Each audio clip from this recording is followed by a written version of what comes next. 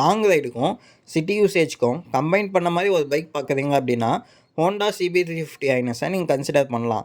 இந்த பைக்கோட on-road price around ஒரு 2.7 lakhs வரும்.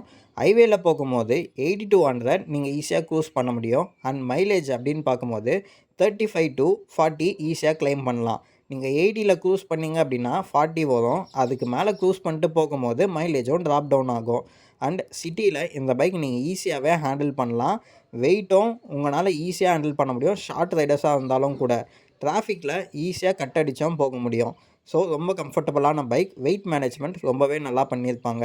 லாங் ரைட்ஸ்லாம் போகும்போது பில்லியனாக கூட போனீங்க அப்படின்னாலும் ரொம்ப கம்ஃபர்டபுளாக ஃபீல் பண்ணுவீங்க.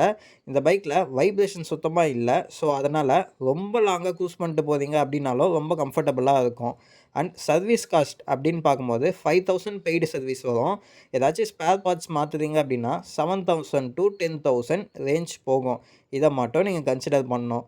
அண்டு இந்த பைக்கோட பிரேக்ஸ் ரொம்ப கான்ஃபிடென்ட் இன்ஸ்பயர் பண்ணணும். ஸோ அதனால் நீங்கள் லாங் ரைட்ஸ்லாம் போகிறீங்க அப்படின்னா பேனிக் சுச்சுவேஷன்லையும் பிரேக் ஈஸியாக அப்ளை பண்ண முடியும். அண்டு இந்த பைக்கோட மெயின்டெனன்ஸ் ரொம்ப கிடையாது. ஒரு 6000 ஒன்ஸ் ஒரு சர்வீஸ் பண்ணுற மாதிரி இருக்கும். ஆர் 1 year ஒன்ஸ்க்கு சர்வீஸ் பண்ணுற மாதிரி இருக்கும். இந்த பைக்கை நீங்கள் வாங்குனீங்கன்னா ரெக்ரெட் பண்ண மாட்டீங்க.